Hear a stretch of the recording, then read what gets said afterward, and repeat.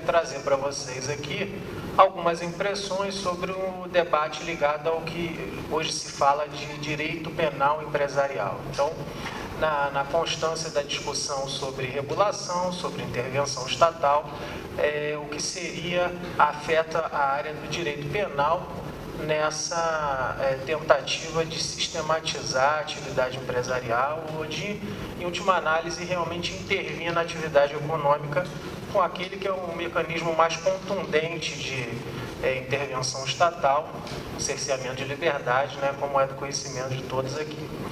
Bom, inicialmente, a gente faz aqui um pequeno apanhado do direito penal, né?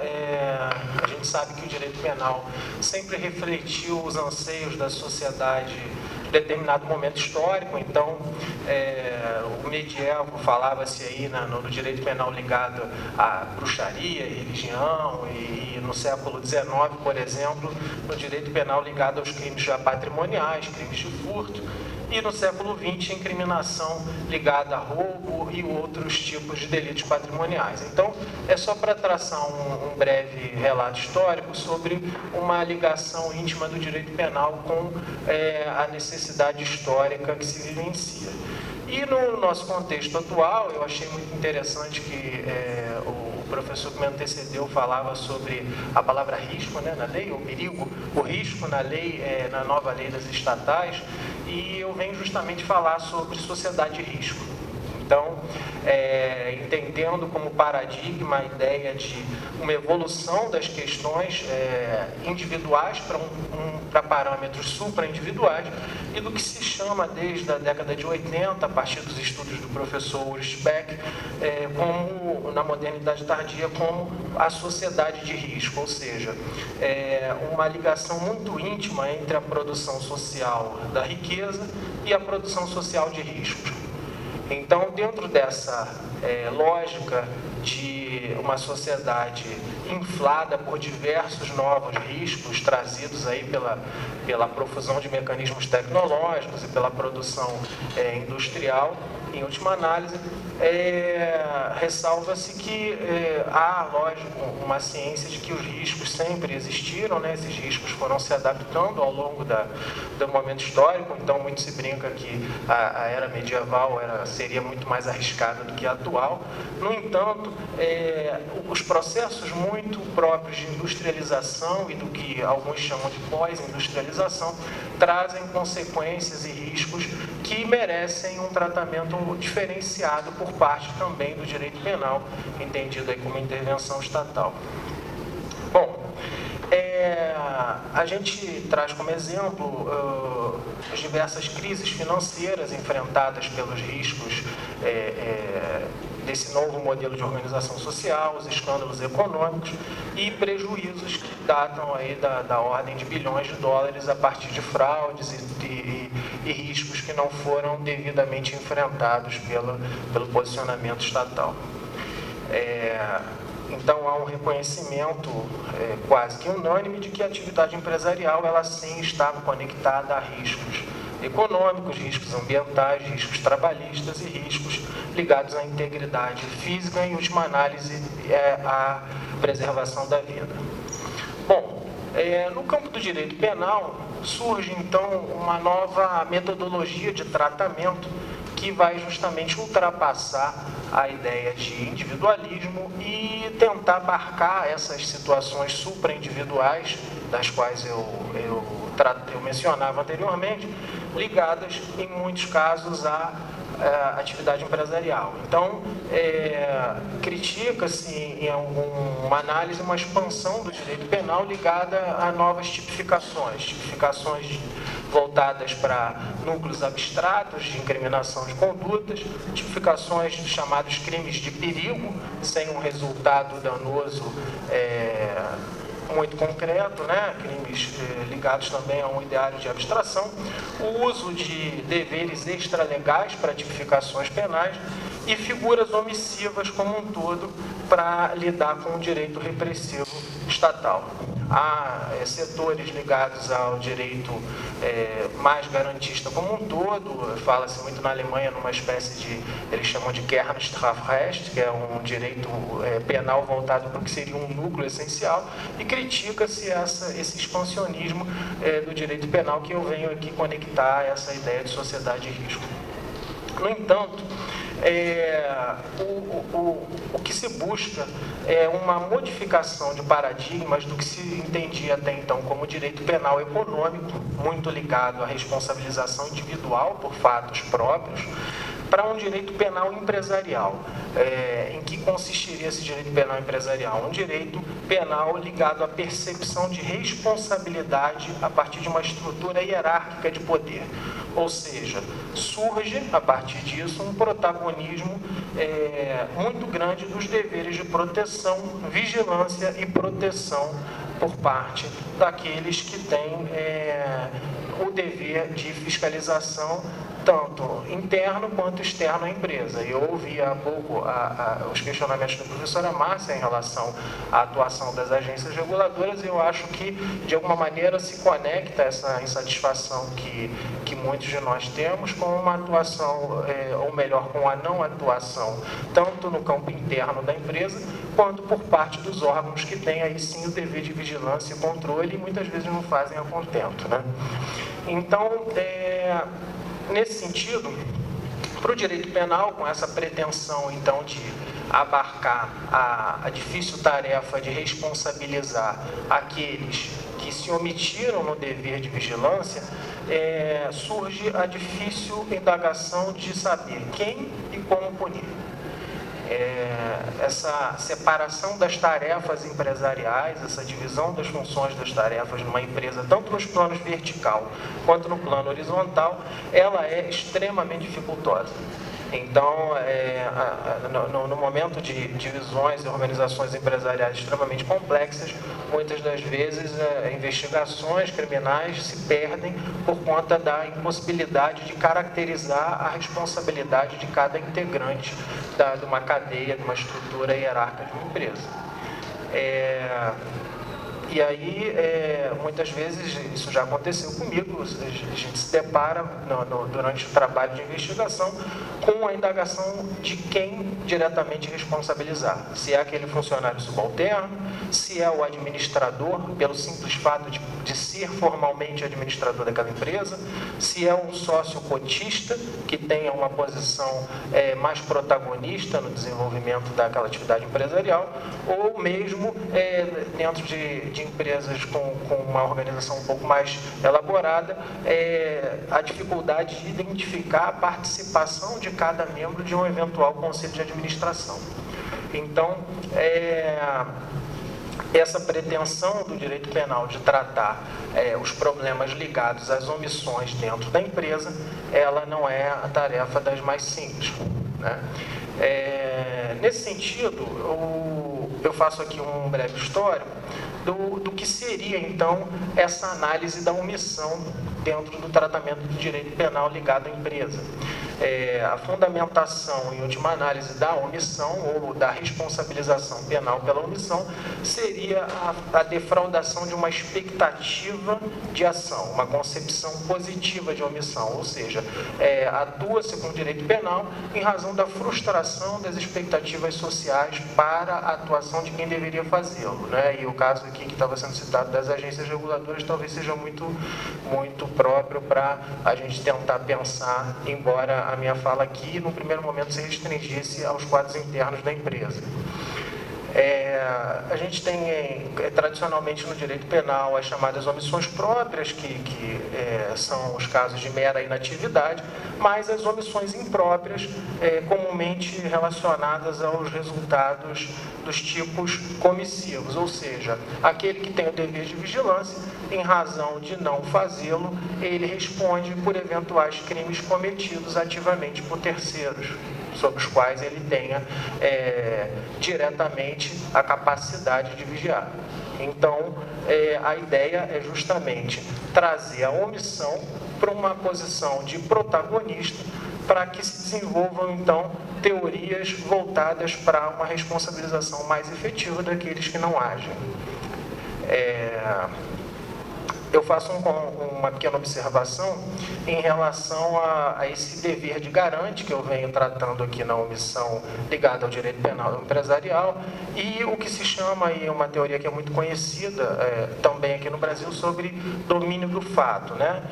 Também foi muito utilizada no julgamento da ação penal 470 do Mensalão, mas não se trata aqui, com a defesa da responsabilização pela omissão, da utilização da teoria do domínio do fato, que, quando desenvolvida por Klaus Roxin, expressamente diz que não pode ser utilizada para responsabilização em cadeias hierárquicas empresariais. Então, não se trata aqui de utilizar aquela responsabilidade para quem tem, a partir de uma posição superior, o domínio do que está sendo feito comissivamente na empresa, mas sim de responsabilizar aquele que tem o dever de garantidor, de vigia, e não o fez.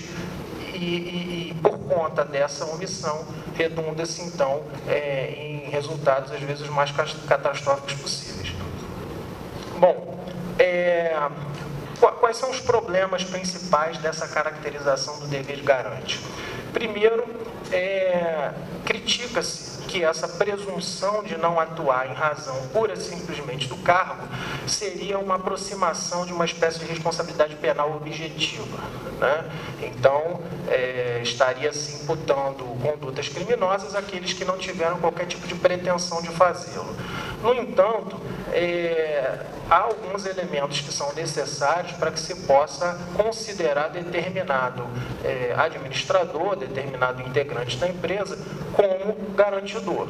O primeiro é o dever e a possibilidade de ingerência. Aquele que não pode influenciar na decisão ou que não tenha o dever de fazê-lo, obviamente não será responsabilizado. Essa ingerência é entendida como a possibilidade de agir diminuindo ou excluindo o risco da atividade supostamente ligada a uma conduta criminosa. E isso não é um exercício jurídico, não é uma elucubração doutrinária, porque isso está previsto no nosso Código Penal, no artigo 13, parágrafo 2º, quando diz que a omissão é penalmente relevante quando o omitente devia e podia agir para evitar o resultado. Então, na verdade, não se trata de grande elaboração ou grande inovação em relação ao que já está previsto como um todo na legislação penal brasileira. E nessa ideia de responsabilização do garante, então, surge um grande embate, esse sim ideológico e doutrinário, entre os preceitos mais garantistas, que vão se apegar a um direito penal mais seletivo e ligado à preservação, sim, do dolo e de condutas mais específicas, e um pragmatismo, que seria no extremo oposto, em utilizar o direito penal do ponto de vista utilitário para resolver problemas que seriam, em última análise, de regulamentação da atuação das empresas. Então, esse garante, que normalmente é visto em duas esferas, no primeiro momento no domínio de proteção ou de custódia, esse que não interessa tanto ao direito penal empresarial, mas no segundo momento como um grande supervisor, que tem aí o dever de assegurar ou de comandar as atividades desejáveis de uma empresa. Então, a gente trabalha com a noção de garantidor como uma espécie de grande supervisor que tem a capacidade, a possibilidade de, direta ou indiretamente, por delegação, como eu vou falar mais adiante, influenciar ou impedir efetivamente atos lesivos ligados ao direito penal. Bom, obviamente, a gente excetua aqui a situação do funcionário que age de forma independente, ainda que haja determinação superior, há sempre a previsão de que aquele funcionário descumpra e haja de modo próprio, infringindo regulamentos, infringindo, em última análise, a legislação, inclusive penal, e aí não há como se falar em responsabilização da empresa.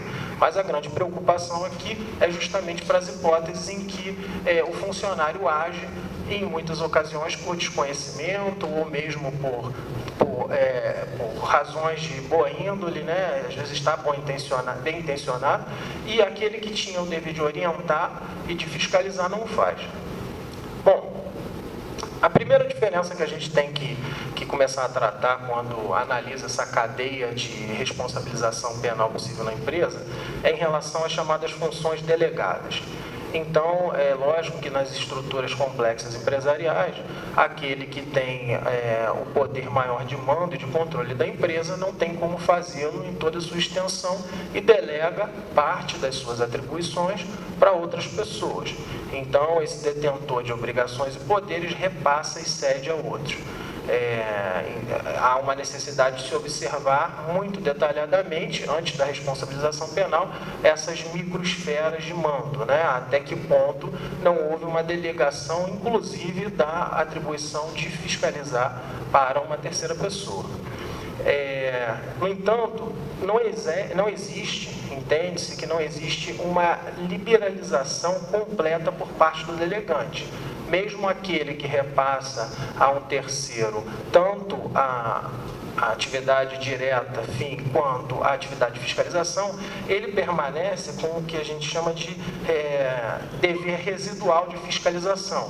Então, ele não tem como se eximir e repassar como um todo toda a responsabilidade por fiscalizar, por orientar, por vigiar a conduta daqueles que estão subordinados. E essa responsabilidade, ela deriva, em última análise, do dever de escolher adequadamente os subordinados e do dever de supervisão por parte dos administradores ou daqueles que têm o poder de mando. Eu faço aqui uma breve observação, há vários institutos ligados ao direito penal, não do civil law, da nossa tradição aqui, mas tradição ligada ao common law, que são, por vezes, importados e utilizados aqui, e também na ação penal 470, no chamado mensalão, foi usada a ideia de cegueira deliberada, ou full blindness, né? Que seria uma total indiferença sobre o conhecimento de algo, que também entendido pela teoria, equipara-se ao real conhecimento. Então, aquele que tem o dever de vigilância, de cuidado, e que ignora totalmente o que ocorre abaixo da sua cadeia hierárquica, ele equipara-se para fins penais àquele que tivesse pleno conhecimento do que ocorria. Então, no nosso exercício aqui de tentar traçar parâmetros para que isso não se torne uma grande responsabilização penal desmedida e sem critérios, o primeiro parâmetro é a verificação da divisão funcional de trabalho da empresa. Então, avaliam-se as esferas individuais de domínio dentro do possível e o quanto essas esferas se acham vinculadas às determinações superiores. Dentro dessa linha, a gente consegue diferenciar aquele que tem um dever originário de garantia, né, que seria um garante próprio, e o garante impróprio, aquele que assume o dever de garantia por delegação de outra pessoa. Como eu disse, esse garante próprio, aquele que delega, no primeiro momento, ele sempre guarda deveres originais pela própria natureza de garante primário. Então, ele retém aí uma parte desse dever de vigilância, ainda que o delegue, em linhas gerais, para gerentes, para supervisores.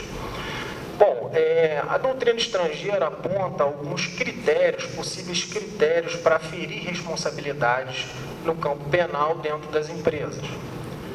Um primeiro critério para poder responsabilizar aquele que atua de maneira inadequada na condição de garante seria o fato de ter elegido de forma descuidada um substituto inapropriado, ou seja, aquele que delega as suas atribuições escolhe uma pessoa mal qualificada, ou a doutrina chega a falar, inclusive, em falta de caráter, o que eu já entendo que seja muito subjetivo, né, para o tratamento de direito penal. Mas eu acho que a ausência de qualificação ela é muito fácil de ser auferida, porque não há como, para uma função muito específica, muito elaborada de uma empresa, se escolher um substituto que não tenha a qualificação exigida. Um segundo critério seria a distribuição imprecisa de tarefas entre substitutos ou subordinados. Aquela prática não pouco usual daquele que tem o poder de mando e, inclusive, o dever de fiscalizar, que distribui a tarefa entre várias pessoas, mas não delimita bem o espectro de atuação de cada uma, então isso vai dificultar sobremaneira, inclusive, a responsabilização, a identificação de quais eram os deveres de fiscalização de cada um daqueles delegados. Então, seria também uma segunda possibilidade de se responsabilizar. A terceira possibilidade seria quando há uma carência de orientação ao delegado, ao substituto, quanto ao exercício das suas atribuições. Então, aquele que tem o poder de mando delega parte da sua atribuição, parte do seu dever de fiscalização, mas não orienta adequadamente ao substituto, que acaba por infringir diversos preceitos, diversos normativos, e o faz, obviamente, sem ter intenção. Um quarto critério seria a tal falsa delegação, ou seja, aquela espécie de delegação em que o substituto cumpre apenas as ordens do delegante. Então, em última análise, ele não passa de algo que nós chamamos aqui no direito de longa-manos daquele que deveria exercer originalmente as funções, e aí também não há que se falar em possibilidade de ser eximida a responsabilização. Uma quinta hipótese seria a omissão propriamente dita diante de irregularidades conhecidas, e a sexta, a não execução de amostras aleatórias de controle. Isso eu acho muito interessante, porque é justamente o caso daquele que tem o dever de fiscalizar, mas não o faz, alegando, por exemplo, que não tem capacidade técnica ou mesmo para fazê-lo como um todo. Mas se não tem como fazer essa fiscalização de forma ampla e totalizante, que o faça pelo menos por amostragens periódicas. Não adianta se quedar inerte por conta da impossibilidade de fiscalizar toda a empresa. E aí, eu trago aqui alguns fundamentos mais ligados à teoria do direito penal, desse dever de garante, desse dever de vigilância. Esse dever de vigilância, desde as teorias do Feuerbach, eles são derivados de três espécies. Eles podem ser derivados de uma determinação legal, derivados de um contrato ou de um comportamento anterior do próprio garantidor. Nada muito diferente do que já previa a nossa legislação penal, também lá no citado artigo 13, parágrafo 2º, quando diz que a omissão é penalmente relevante quando o omitente devia e podia agir para evitar o resultado, e esse dever incumbe a quem tem por lei a obrigação de cuidado, assume por outra forma a responsabilidade de impedir o resultado, ou com o comportamento anterior cria o risco da ocorrência do resultado.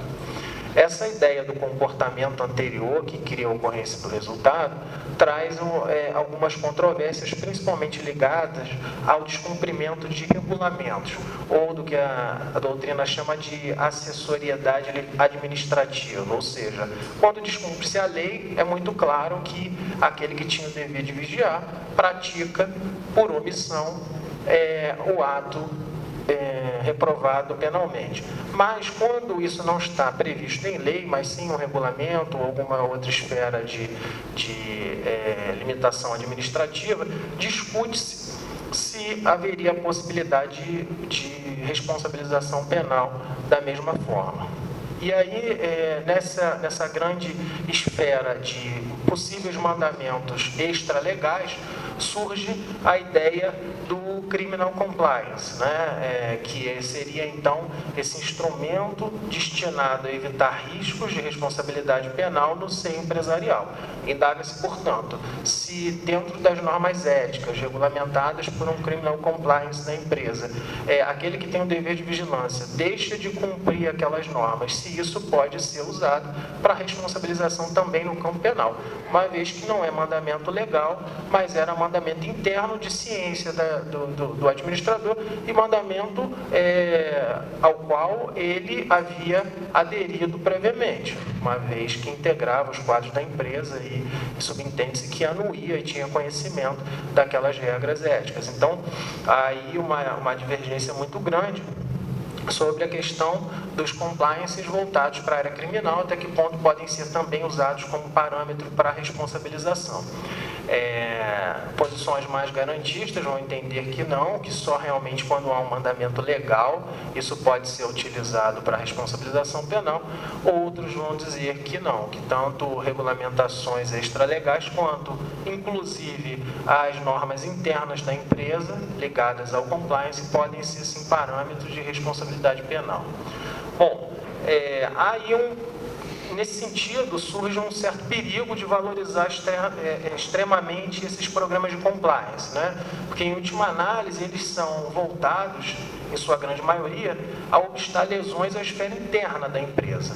Eles têm um interesse preciso em estabelecer graus de autoproteção da empresa e não de proteger a atividade externa da empresa, ou seja, lesão a terceiros. Então, eu entendo que o parâmetro das regras de compliance da empresa talvez não sejam os mais adequados para se analisar a questão penal, mas sim toda uma profusão, no nosso caso aqui do Civil Law, de mandamentos legais que muitas vezes, tanto na esfera civil quanto na esfera administrativa, são descumpridos e aí sim poderiam gerar a responsabilização penal por conta da ausência de observância do dever de vigilância, do dever de garante por parte de quem deveria fazê-lo.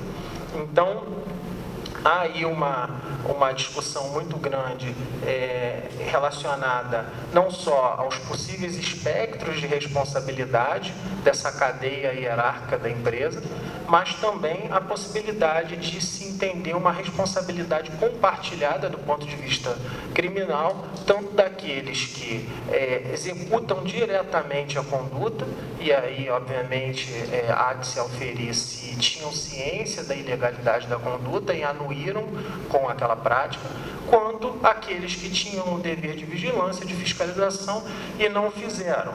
Então, essa ideia do direito penal empresarial que foca justamente na omissão, na ausência do dever de vigilância, numa ausência efetiva do dever de vigilância, se volta para a assunção de concepções relacionadas à criação de barreiras de contenção de riscos que são inevitáveis para um momento complexo voltado para o entendimento de uma sociedade dita de risco, né? Então, quando o professor que me antecedeu falava da quantidade de utilização da palavra risco na nova legislação, eu acho que, de certa forma, traz aí dentro de uma escrita ou de uma impressão talvez não tão explícita, o quanto o risco e a preocupação com esse perigo, com esse medo, permeia a nossa sociedade, e o direito penal, de certa forma, não fica isento disso e tem que se adequar com os novos mecanismos para que seja, em última análise, viável a responsabilização penal, não uma responsabilização penal irrestrita e desmedida, mas eu cito principalmente nos casos de lesões de grandes proporções, em que, em última análise, não se consegue, nos casos de condutas que não são comissivas diretamente, muito bem identificadas, mas na constância de uma investigação você se depara com aquela situação de não conseguir identificar quem era realmente que devia ter agido para evitar aquele resultado lesivo. Então, às vezes, responsabiliza-se um funcionário subalterno, e quem realmente tinha a possibilidade de impedir aquela lesão de grandes proporções, que aí normalmente ela coincide com penalidades administrativas, civis e no campo do direito criminal, não se consegue responsabilizar essas pessoas. Então, trata-se de um exercício de expansão, mas expansão responsável do direito penal, para tentar abarcar justamente aquilo que, pelo que eu pude perceber, indignava tanto a professora Márcia em relação à atuação das agências reguladoras. Então, tentar trazer, nos casos seletos e devidos, o direito penal como última ratio, sim, mas para responsabilizar a omissão daqueles que simplesmente se abstêm do seu dever legal de vigilância e de ação. Então, essas são algumas considerações, algumas impressões iniciais de um tema que eu venho estudando, ligado aí não ao direito penal econômico, porque eu entendo que já não vem atendendo a contento às necessidades do momento atual, mas aí sim o direito penal empresarial, muito diretamente ligado ao campo das omissões de condutas dos garantes, né, daqueles que têm o dever de cuidado. Seria isso. Obrigado, professor. Obrigada, professor Rubens, pela excelente palestra aí, trazendo um pouco mais de luz nesse cenário, né, que eu acho que falta um pouco discussão também nesse campo. Enquanto tu ia falando da questão, eu fiz algumas anotações aqui, e o que chama muita atenção justamente é não tanto uma responsabilidade pelo agir em si, né? Mas é pelo o não agir, é o caso da omissão, é de você não exercer a atividade ao qual é da competência quando você está num cargo de administração ou unitária ou no conselho de administração ou até mesmo no conselho fiscal também, que deve ser responsabilizado quando da sua omissão, da própria fiscalização do conselho de administração. E antes de passar a palavra aí para perguntas, eu faço algumas observações aqui em alguma indagação. A gente tem, assim, por exemplo, um caso muito recente, pena que o professor o Pedro já não está mais presente com a gente, mas talvez pudesse dar uma luz. A responsabilidade aventada agora recentemente na mídia escrita, no jornal dessa semana, a questão do caso Passadina, que voltou de novo a ser discutido esse ponto no caso da omissão, né? Então, e a questão do TCU trazendo essa responsabilidade justamente no caso de omissão, porque era um dever de diligência, era um dever de cuidado, e toca também no aspecto que foi levantado aqui, da questão da expertise, né? Embora com técnicos e todo o apoio, caberia a leitura, né, de todo aquele movimento. Então, ali a gente tem um dano não só na questão do patrimônio público, né, por ser a sociedade de economia mista, mas você tem um dano patrimonial também, e isso uma cadeia de consequências sobre o aspecto privado, né, que envolve também o aspecto dos acionistas minoritários e todas as pessoas envolvidas no caso e mesmo fora. Então, isso aí é um caso, isso estava meio abafado, voltou, não foi uma questão também que foi discutida em questão dentro da agência reguladora, da própria CVM, isso estava meio esquecido aí, que foi um dos pontos aí de eclosão. Um outro caso concreto que eu trago também para ser lido, e eu já não sei se tem uma posição já no âmbito penal sobre isso, por exemplo, o caso da Samarco, né, da barragem, quer dizer, cadê as agências reguladoras? Você tem um envolvimento de todo mundo, você tem uma regra de compliance muito grande, e você tem também o dever de administração do cuidado. Então, quer dizer, com que responsabilidade, como é que o direito penal poderia... É só questão de multa, é só financeiro, mas esse agente ele vai para uma outra companhia, ele é gestor em outras áreas também. Esse fato vai ser reincidente, é uma questão de ética, uma questão de bom senso, né, de toda uma comunidade. Como é que fica isso? O direito penal poderia alcançar essa pessoa no sentido de uma responsabilização pelas mortes também? Responderia por isso ou fica numa outra área? É um questionamento, um estudo avançado para isso, se poderia chegar no caso desse tipo de responsabilidade. O caso específico da Samarco, já vem sendo feitas investigações, né? Inclusive, salvo engano, já existe processo, algumas pessoas já foram denunciadas, mas eu tenho a impressão de que tangencia-se muito do campo das ações, né? Então, fraudes, impressões equivocadas que foram passadas durante fiscalizações, mas há uma responsabilização em larga escala pela omissão e que, em última análise, teria sido a causa daquelas diversas mortes. Eu acho que naquele caso especificamente ainda não foi feito e não há uma cultura de se entender dessa maneira no Brasil, e aqui a ideia que eu trago é justamente de transcender esse plano só da responsabilização pelas ações, né? E normalmente existe aí uma série de questões ligadas a punições de gestão temerária e infração a outros tipos penais, esses mais fáceis de serem verificados, mas eu falo diretamente das omissões. Então, a omissão no dever de vigilância que resta caracterizada, que, por exemplo, num evento como daquele, tenha causado dezenas ou centenas de mortes, teria, em última análise, a possibilidade de se responsabilizar essas pessoas que se omitiram diretamente por aquelas mortes através, única e exclusivamente, da utilização do artigo 13, parágrafo 2º. Então, se você tem o dever de garantir e você não o fez, e restou caracterizado que podia fazê-lo, que devia fazê-lo e não o fez, responsabiliza, inclusive com responsabilidade compartilhada por todos aqueles que não fizeram. Sim, chegaria uma pena de homicídio. A ideia é justamente essa. Exatamente.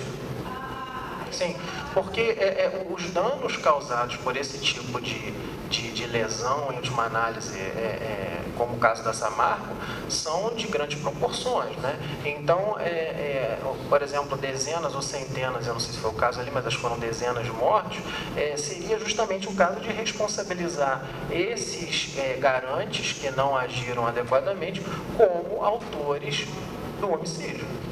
E não vejo nenhuma dificuldade de fazê-lo, isso simplesmente interpretando a nossa norma penal. O que eu acho que falta é justamente a absorção de uma cultura que justamente ligue a atividade empresarial e a necessidade de fiscalizar e vigiar a atividade como um todo. Então, por exemplo, as empresas hoje no Brasil, até onde eu sei, vêm adotando programas de compliance muito mais por exigências internacionais do que por exigências do direito brasileiro, seja em que esfera for. Então, o que eu acho que deve se criar é uma cultura profilática para que, a partir da responsabilização de forma paulatina, responsável, criteriosa, por casos como esse da Samarco, aqueles que têm o dever de vigiar nas empresas realmente o façam, porque o que acontece hoje é a escusa pelo lado da indenização e, enfim, a dificuldade de se responsabilizar penalmente quando não existem outros delitos mais claros, comissivos, e as mortes acabam ficando num grande limbo, né, como se fossem mortes causadas pela empresa. E a gente sabe que você não está lidando só com dinheiro, você está lidando com vida.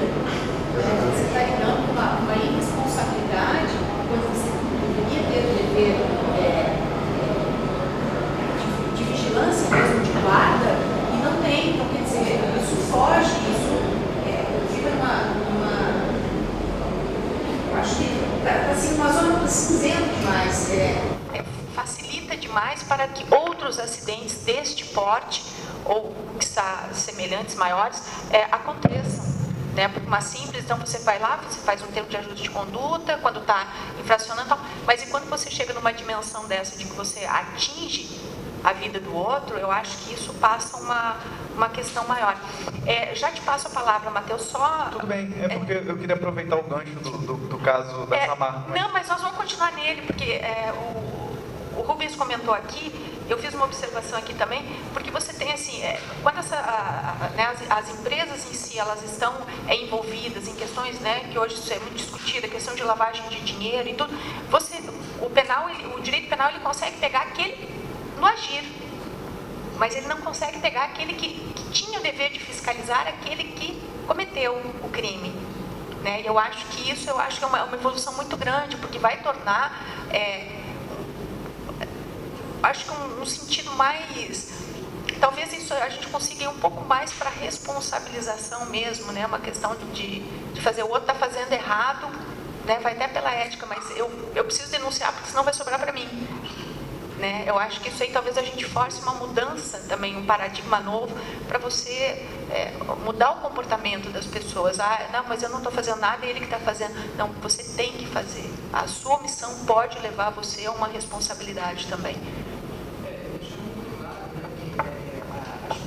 Deixar previamente estabelecido quem tenha esse dever de agir, esse dever de fiscalizar e mais uma vez, ressaltar que essas engrenagens que atuam, entre aspas, por omissão, né, ou melhor, não atuam, elas acabam sendo muito mais lesivas do que aqueles que, num caso pontual, ativamente cometeram um crime. Então, seria o caso de se analisar, por exemplo, dentro de órgãos de fiscalização e dentro das estruturas das empresas, empresas, o funcionamento inadequado, o que se precisa ajustar, ou, em última análise, o que se precisa exigir que uma empresa mantenha para que se estabeleça parâmetros mínimos de vigilância.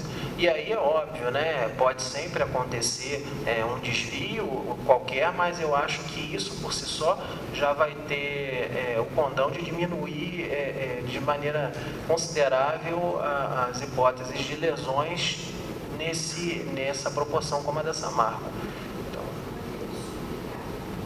Eu queria aproveitar o gancho do caso da Samarco.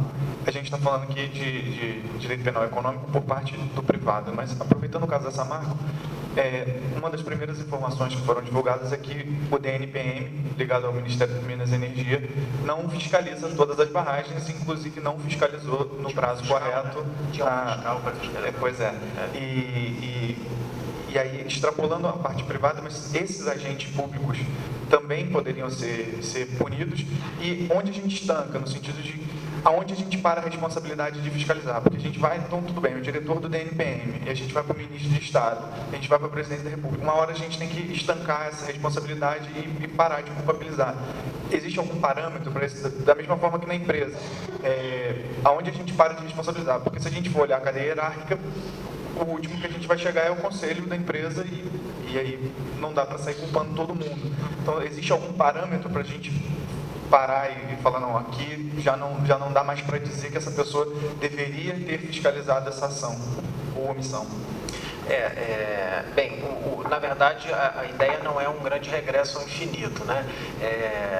Então, do ponto de vista da empresa, no primeiro momento, a ideia é justamente estabelecer previamente as cadeias de discricionariedade de cada agente. Então, aquele que, de alguma maneira, tinha o dever de fiscalizar e não o fez, responde, mas, obviamente, aquele que está acima e que não tinha capacidade de fiscalizar diretamente essa omissão, não vai responder. Embora haja essa ideia de se manter um dever residual de fiscalização, esse dever residual ele reside muito mais no momento da escolha daquele que vai fiscalizar, né, ou no gerenciamento da supervisão como um todo. Mas, por exemplo, imagine-se numa empresa com uma estrutura gigantesca, né, você tem um grande administrador com 10, 15 gerentes espalhados por todo o país que são subordinados a ele.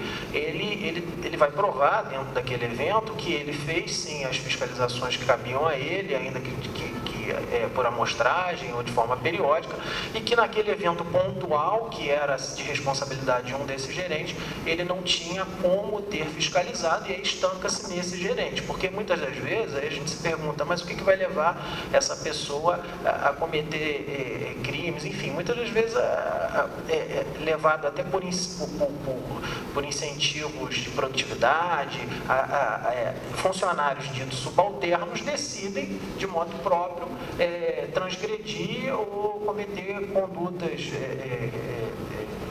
enfim, reprováveis de alguma maneira. Então, a preocupação é justamente identificar de forma muito clara, e aí a facilitação dessa identificação parte de uma exigência regulamentar prévia para que as empresas justamente tornem isso institucional, né? Instituam programas de análises internas, tanto a ideia do compliance, que é uma ideia muito boa, mas que deixem claro a partir para os órgãos de regulamentação e numa eventual análise penal, as esferas de atribuição de cada integrante. Eu acho que no campo privado isso, de certa forma, é mais viável. Do ponto de vista da análise dos órgãos públicos, a gente cai naquela dificuldade do Estado como um grande descumpridor das próprias regras que institui, né? Mas eu acho que se de alguma forma institucionalizarmos através que seja de possíveis responsabilidades penais, mecanismos para exigir que o Estado de alguma maneira faça essa fiscalização que é de atribuição dele, que não é feita, e nesse caso da Samarco foi muito emblemático, porque era um fiscal ou dois, e aí o diretor regional pediu demissão, porque não tinha como fiscalizar e queriam responsabilizar. A gente trabalha muito com a ideia de capacidade. Se ficar provado que aquele agente público não tinha capacidade para promover aquela fiscalização, é claro que não se trata de promover uma grande caça às bruxas, mas aí sim, ao invés de se indagar, se estancar aí por não poder responsabilizar esse funcionário subalterno que estava diretamente ligado, tentar se questionar por outros meios o que aconteceu para que houvesse, por exemplo, ali um fiscal para todas as barragens. Então, houve determinação para que fiscais fossem realocados, houve retirada de recursos que iam viabilizar essa fiscalização em algum momento. A gente sabe da dificuldade que é fazer isso no poder público, principalmente com as mudanças de administrações, mas criando-se a cultura para que isso comece a ser feito, inclusive com a utilização de mecanismos penais, eu acho que a gente pode começar, ainda que de forma muito singela, a mudar as mentalidades e evitar, por exemplo, casos como esse, né? Então, acho que nesse sentido, principalmente quando se liga a danos dessa proporção, o direito penal, ele ainda é realmente útil para analisar essa problemática. Eu queria entender como que funciona uma investigação nesse caso. Uma empresa, por exemplo, ela que procura a polícia, o judiciário para poder tentar penalizar alguém, essa investigação se dá mais quando isso afeta uma área pública, uma área social, e aí o judiciário parte para dentro de uma empresa para poder tentar punir. Bom, obrigado pela pergunta. Realmente é interessante que há condutas que normalmente são entendidas como internas ao funcionamento de uma empresa que não afetariam de maneira direta o público externo, mas que de maneira indireta afetam a coletividade. Então, se de alguma maneira a empresa detectar que a prática de parte dos funcionários esteja ligada a alguma conduta com relevância criminal, a própria empresa pode noticiar isso à Justiça Penal como um todo, à polícia, ao Ministério Público, e desencadeia-se então a investigação criminal. E com certeza, com o auxílio de setores internos da empresa, isso se torna muito mais facilitado, né? Na grande maioria dos casos, não há uma provocação da empresa nesses moldes, então acaba-se começando a investigação a partir de notícia externa, de um lesado externo à empresa, e às vezes a obtenção de informações é muito dificultada por conta do acesso a dados, acesso à própria estrutura e organização da empresa. Então, a ideia é justamente que a justiça como um todo não fique refém de um momento posterior ao cometimento do ilícito na esfera penal, que se crie mecanismos, se institucionalize regramento para que as empresas como um todo sejam obrigadas a manter regras mais transparentes de funcionamento e, em última análise, regras claras sobre quem tinha, dentro da estrutura da empresa, o dever de fiscalizar, o dever de vigilância e, em última análise, se omitiu diante de um fato criminal. Então, é nesse sentido. Mas tanto a empresa, setores da empresa podem noticiar isso, quanto terceiros. O início da investigação não é problemático. O problemático, na verdade, é o desenrolar dessa investigação, contando ou não com participação dos setores da empresa. E aí vai ser muito mais difícil. Eu vou até aproveitar, pegar uma carona com a pergunta do colega aqui. Como ele falou assim, ele chegou a perguntar, isso aí seria mais visado a danos em áreas sociais, ao público, né? Esses dias eu tive, na minha empresa, eu fui obrigado a fazer um treinamento interessante lá da ONU, anticorrupção, uma coisa até internacional. E o que eu achei bacana é que é o seguinte, isso inclusive para empresas privadas. Por exemplo, algumas coisas como você está numa posição gerencial importante, tem alguma notícia privilegiada, saber que uma empresa vai se fundir com a outra, chega a ser um crime, assim, um crime econômico você pegar e passar informações privilegiadas. Informar alguém, informar um parente seu, amanhã vai ter uma grande compra aqui, compra um monte de ação dessa empresa, assim, visando realmente que a pessoa se beneficie disso. Ou então, por exemplo, uma empresa... Se for no mercado de capitais, vocês sabem trading, né? Eu achei interessante que não é meio uma coisa pública, social, assim, está no âmbito privado, né? Você trabalha numa outra empresa, vai ter um grande negócio, uma grande fusão, uma grande compra, e é o tipo de notícia que mesmo o cara sendo um diretor, um gerente, ele não pode espalhar. Outra coisa que eu achei interessante, por exemplo, você não pode, uma empresa não pode fornecer assim, o funcionário da empresa vai lá, vê o serviço de uma empresa, vê como funciona, vê os negócios dela, e aí a outra começa a oferecer muitas vantagens. Hotel caro, jantar de luxo, começa a oferecer um monte de brinde. Então, assim, queria entender mais dessa área, assim, se um crime econômico dentro de uma empresa poderia ser levado até para um âmbito totalmente privado, assim, sem considerar uma área mais pública, mais social. Existe uma série de condutas que coincidem com condutas reprovadas no campo civil e administrativo e também são reprovadas no âmbito penal. Por exemplo, isso que você falava, das ações vão subir ou vão cair, aí eu dou uma informação privilegiada, isso também é crime. Agora, é interessante você consultar, foi recentemente aprovada no Brasil a chamada Lei Anticorrupção, né? A legislação, no caso brasileiro, ela foi um pouco mais modesta, porque ela tratou só das esferas administrativa e civil, ela não trouxe regulamentação no âmbito penal, né? Mas o Brasil é signatário, tanto em relação a pactos formulados na ONU, quanto, salvo engano, a Convenção de Palermo. O Brasil é signatário de diversos tratados nos quais se compromete a combater a corrupção como um todo. Então, existe lastro, sim, para regulamentação e para imposição coercitiva de condutas no âmbito empresarial, e aí eu acho que o caso das agências reguladoras seriam muito úteis para isso, para justamente criar mecanismos que combatam ou que inibam a prática de corrupção. Tá?